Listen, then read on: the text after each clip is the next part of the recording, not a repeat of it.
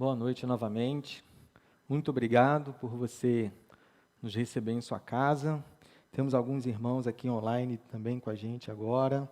Temos irmão Haroldo, boa noite, irmão Haroldo. Irmão Marcel Alexandre, irmão Éder, irmão Edson, irmã Neuza.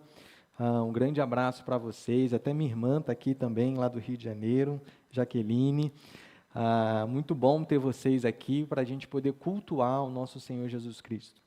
Abra sua Bíblia em Salmos, capítulo 120. Vamos estar estudando um pouco hoje sobre Salmos, capítulo 120. São 7 versículos, é um salmo bem curto. Vamos ler do verso 1 ao verso 7. Salmos, capítulo 120, a partir do verso 1, que diz assim. Salmo 120, verso 1 diz assim, vai estar sendo projetado aí na tela para você, caso você não esteja com a Bíblia acessível no momento. Vamos lá, Salmo capítulo 120, verso 1, que diz assim. Na minha angústia clamo ao Senhor e Ele me ouve.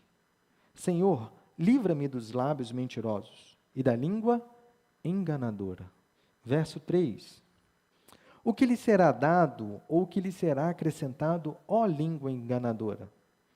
Flechas afiadas de guerreiro e brasas vivas de zimbro. Verso 5. Ai de mim, que peregrino em Meseque e habito nas tendas de Quedar. Já há tempo demais que habito com aqueles que odeiam a paz. Sou pela paz. Quando, porém, eu falo, eles teimam pela guerra. Senhor nosso Deus, muito obrigado pela sua palavra, que o teu Santo Espírito possa estar ministrando ao meu coração, ao coração daqueles que estão em casa assistindo este culto, que eu sou apenas um vaso de barro, a mensagem do Senhor, o tesouro do Senhor, e que o Senhor possa estar abrindo o coração, a mente, o entendimento de cada um que está aqui presente, assistindo esse culto de casa, e que o teu Santo Espírito possa falar ao coração dele, assim como o Senhor tem falado ao meu coração ao longo dessa semana. Que o Senhor possa iluminar a nossa mente diante desse salmo, e que possamos aprender e aplicar na nossa vida. É o que eu te peço, no seu santo nome. Amém. O Salmo 120, ele é o primeiro salmo dos chamados cânticos de peregrinação ou cântico de romagem. Alguns judeus tradicionais, eles sugerem que esses salmos, esses cânticos, que é como se fosse uma coleção dentro do livro de Salmos, eram chamados de cânticos dos degraus, porque eles eram entoados, eles eram cantados nos degraus. Quando alguém estava subindo alguma parte de Jerusalém, ou subindo a Jerusalém, ou até mesmo no templo. Então, a ideia é de que enquanto eles estavam subindo os degraus do templo, eles iam cantando, eles iam entoando esses cânticos. Contudo, pode ser que isso fosse verdade para alguns salmos, mas não para aqueles que foram escritos pelo rei Davi, uma vez que o templo só foi construído com o rei Salomão, filho de Davi, muito tempo depois. Mas a questão é que esses salmos, eles englobam uma gama de circunstâncias da nossa vida cotidiana. Tanto daqueles que criam em Deus, quando eles foram escritos, bem como para mim e para você, que crê em Deus nos dias de hoje. Nos cânticos de peregrinação, nós encontramos lamentos individuais e coletivos, como se você estivesse lamentando, ou se como nós reuníssemos aqui como igreja e fôssemos lamentar juntos por alguma coisa que aconteceu. Tem cânticos de confiança, ações de graça, salmos de sabedoria e outros com uma ligação maior com a cultura judaica, mas que nós podemos aplicar na nossa vida através de princípios, por meio de princípios. Então, esteja você hoje agradecendo, ou com o seu status, se sentindo confiante em Deus lá nas suas redes sociais, ou lamentando por alguma coisa, o livro de Salmos tem um cântico de peregrinação para você. E este salmo em questão, que a gente acabou de ler, o Salmo 120, é um lamento bem pessoal, de alguém que se sente longe da sua pátria, como a gente viu no verso 5. É um estar sozinho, rodeado de várias pessoas. É alguém que está com a alma, com o coração aflito, angustiado, sobrecarregado. E em conflito com aqueles que o cercam. Eu leio esse salmo e vejo alguém profundamente inquieto. Sabe aquele aperto no coração? Aquela pressão emocional por ter que conversar ou até mesmo se relacionar com alguém onde a comunicação, a confiança, o relacionamento em si já está desgastado? Me parece que o salmista começa desse jeito. Mas vejo também uma pessoa totalmente amparada pelo Senhor dos Senhores.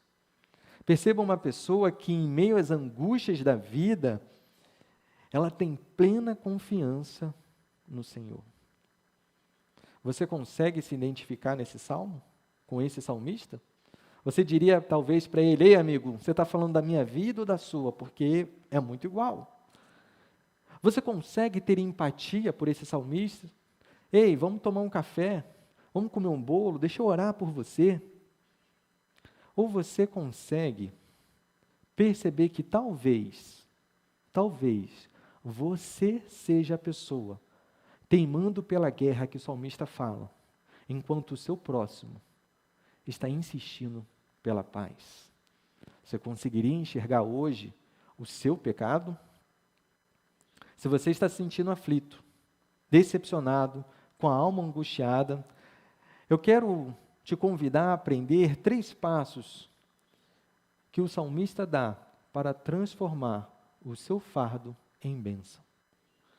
E esses 3 passos são os seguintes, grave bem: orar, confiar e suportar. Olhe novamente para os versos 1 e 2. Olha só o que o salmista vai falar. Na minha angústia clamo ao Senhor, e Ele me ouve. Senhor, livra-me dos lábios mentirosos, da língua enganadora. O salmista relata uma profunda aflição da sua alma. Em meio às dificuldades, em meio aos problemas, ele faz um clamor ao Senhor. Não é um mero pedido qualquer, mas é um grito de socorro que vem lá de dentro da sua alma. A primeira coisa que o salmista faz é levar suas queixas à única pessoa que realmente pode resolver o problema. Não só por isso, mas a única pessoa que ele terá certeza da qual ele será ouvido. E qual que é a pauta desse clamor? Qual que é o pedido dele? Ele quer se ver livre dos lábios mentirosos e da língua enganadora.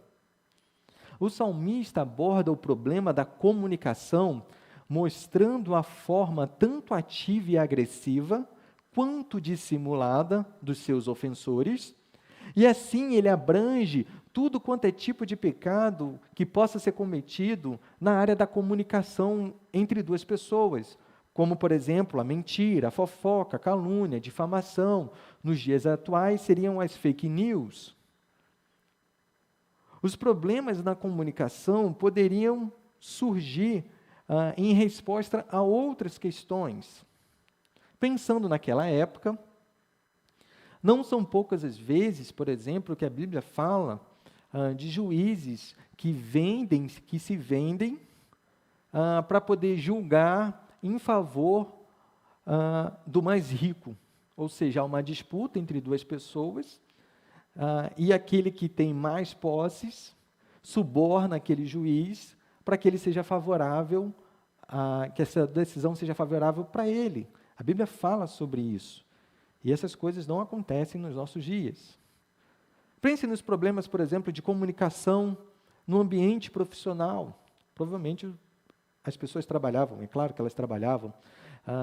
E hoje, por exemplo, as farpas que são trocadas pelo e-mail, WhatsApp, eu digo isso porque são os meios de comunicações que nós temos hoje.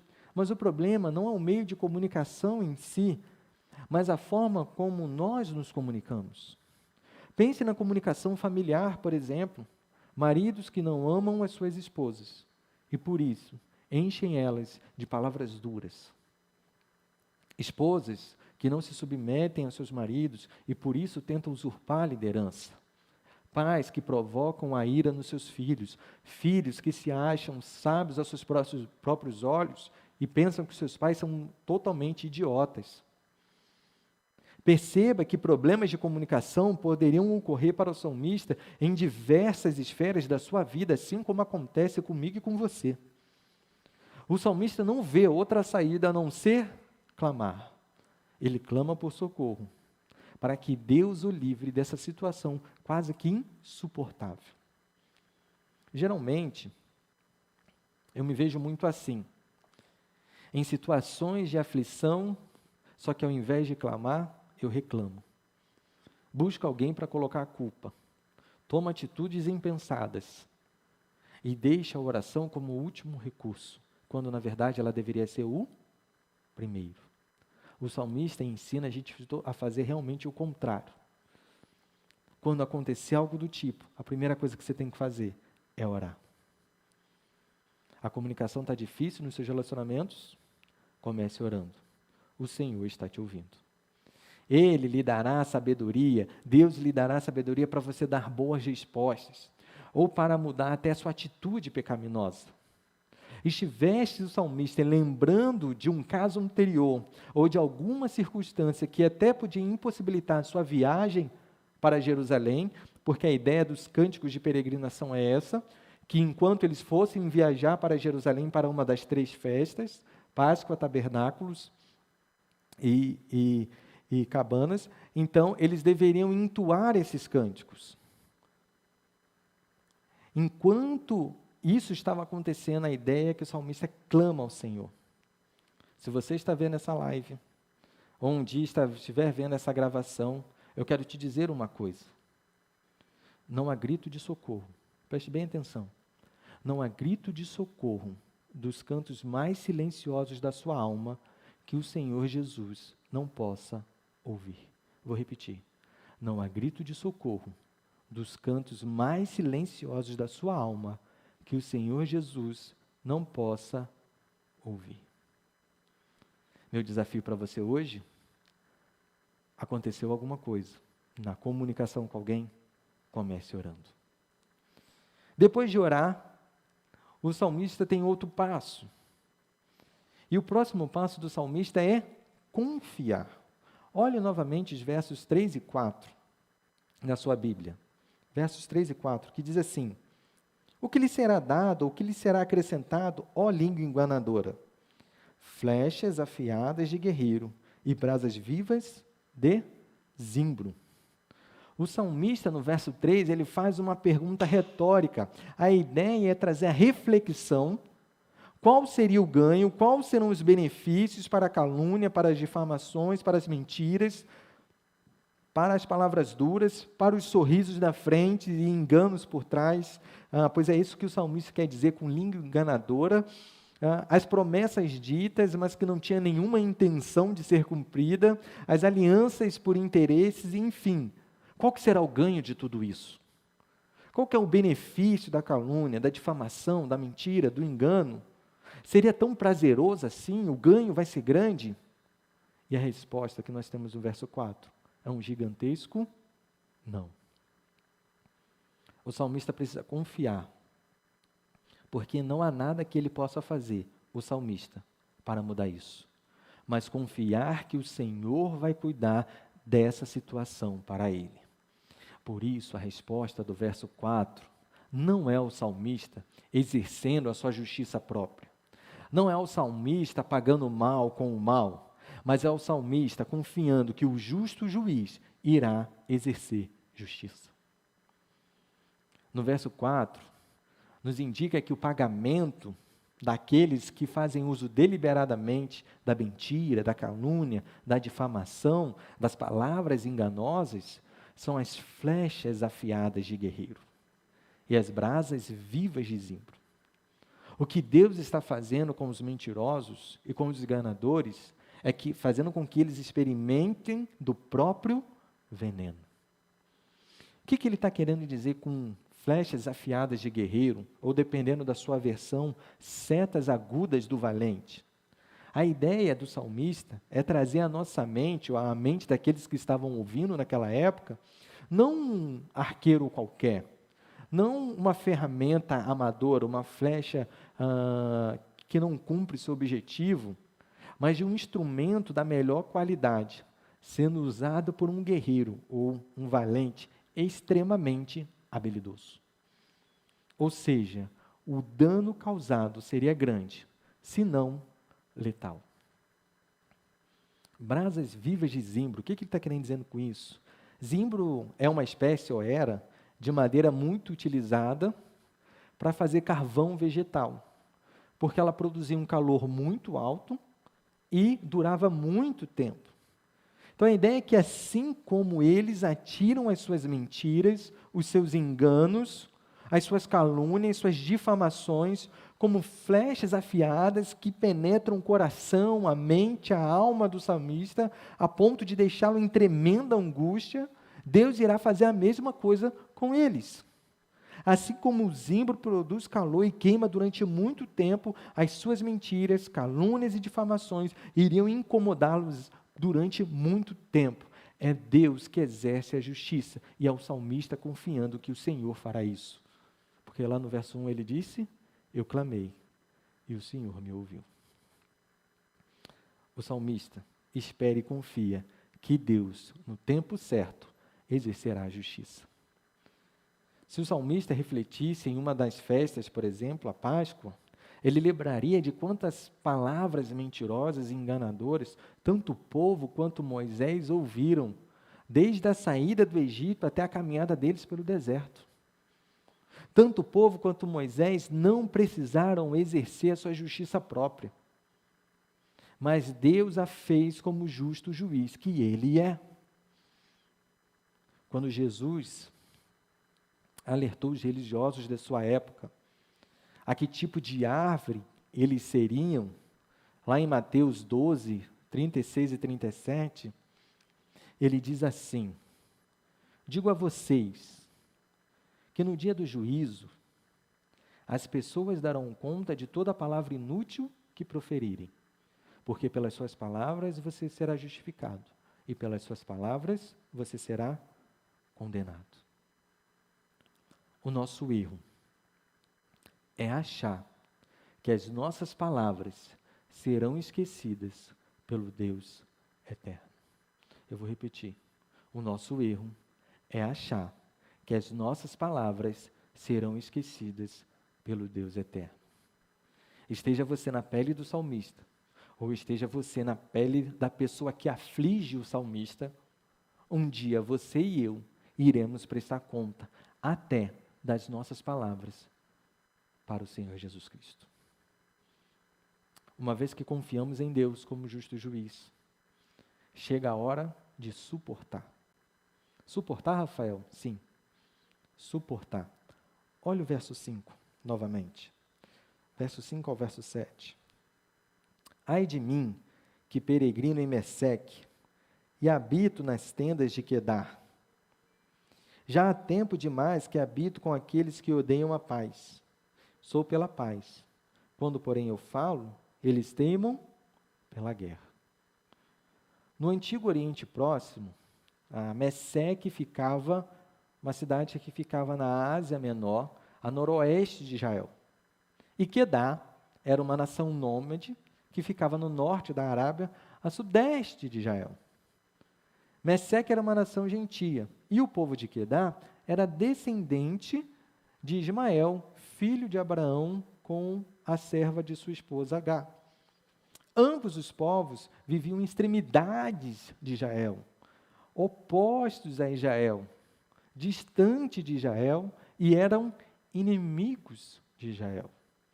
Como uma pessoa não consegue morar em dois lugares no mesmo tempo, a menção desses dois lugares, distintos e distantes, significava que as pessoas com as quais o salmista estava tendo esse tipo de problema das mentiras, da língua enganadora, se comportavam como pessoas que não amavam o Senhor, que não temiam ao Senhor, que não obedeciam ao Senhor e que não estavam inseridas na aliança do Senhor.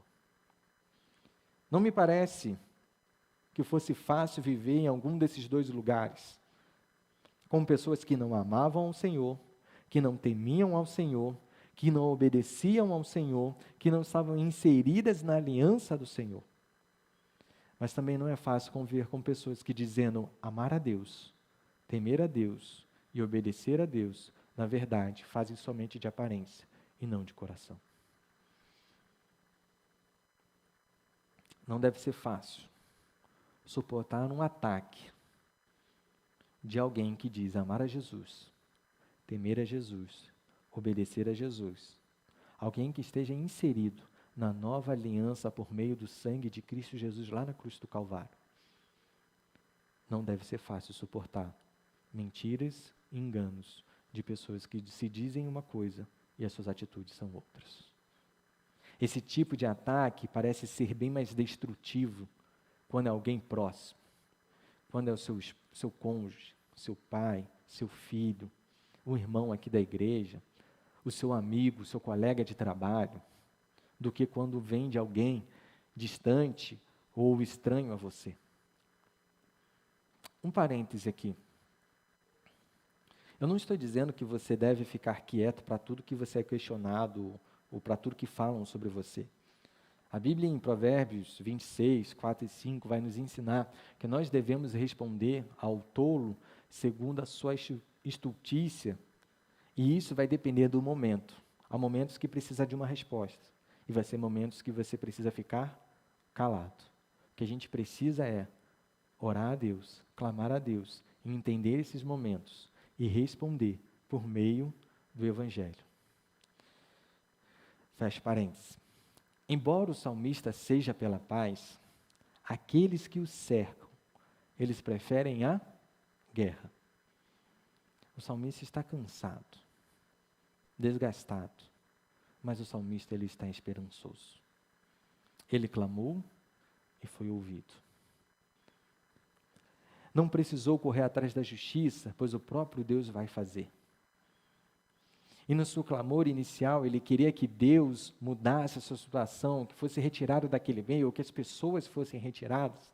Mas agora, no final do salmo, Deus o convida, e o salmista entende isso, que ele precisa estar naquele meio e suportar aquelas aflições. Ele se vê totalmente dependente desse Deus, enquanto suporta os que preferem a guerra. O salmo aparenta encerrar com uma perspectiva de que Deus não resolveu, de que o salmista continuou angustiado em sua alma. E se você olhar pela perspectiva humana, realmente você vai achar isso.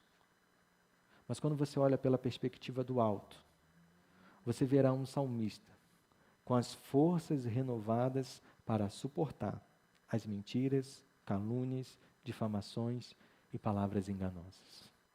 Você verá um salmista confiante na justiça que Deus irá fazer no devido tempo. E você verá um salmista que ora, que clama e que é ouvido. Jesus, em suas palavras de despedida aos seus discípulos, em João capítulo 16, verso 33, disse o seguinte: falei essas coisas para que em mim vocês tenham paz. No mundo vocês passam por aflições, mas tenham coragem, eu venci o mundo. Tenham coragem, tenham um bom ânimo, suportem pacientemente. Jesus venceu o mundo. Jesus venceu o mundo. Para encerrar,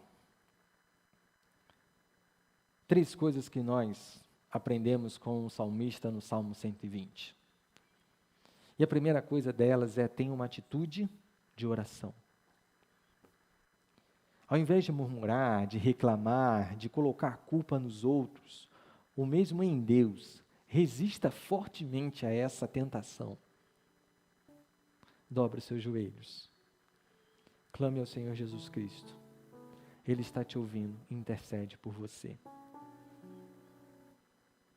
Não há grito de socorro dos cantos mais silenciosos da sua alma que o Senhor Jesus não possa te ouvir. Segunda coisa que eu aprendo como salmista: confie no Senhor. Abandone toda a sua justiça própria ou ira. A nossa ira, a ira do homem, ela não produz a justiça de Deus, abandone ela.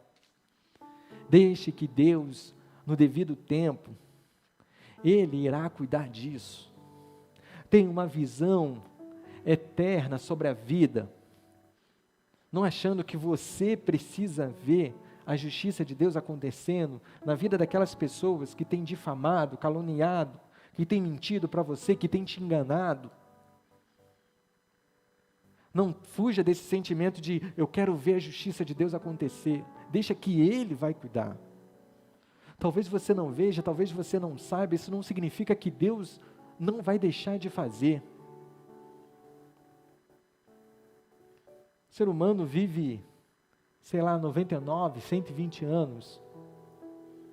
Morreu o príncipe Filipe, acho que é isso o nome dele, com 99 anos.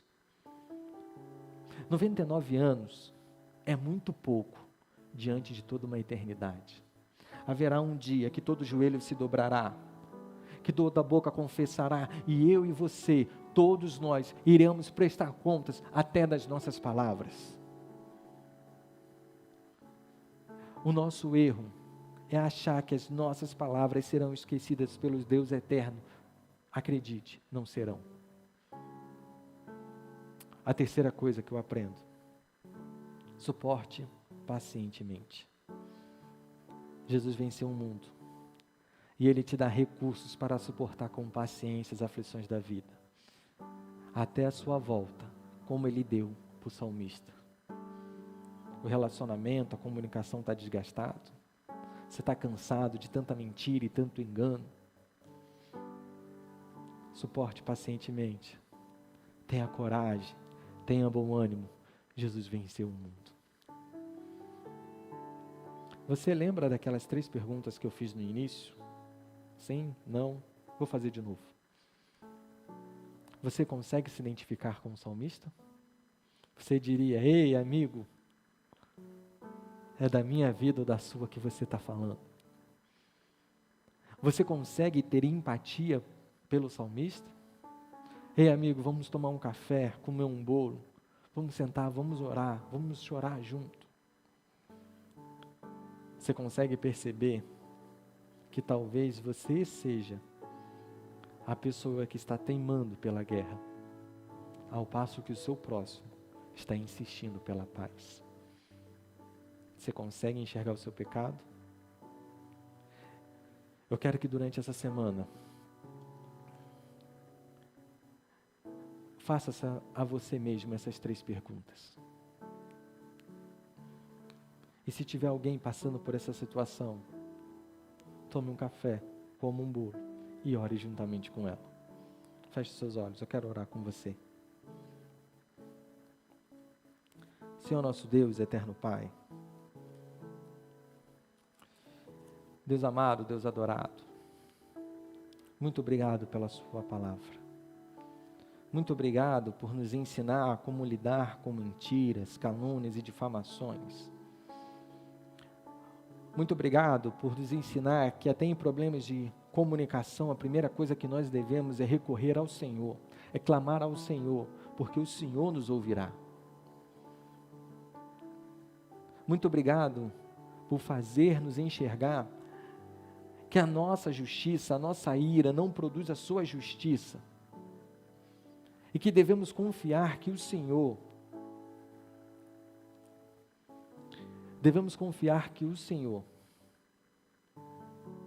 irá resolver e irá exercer justiça.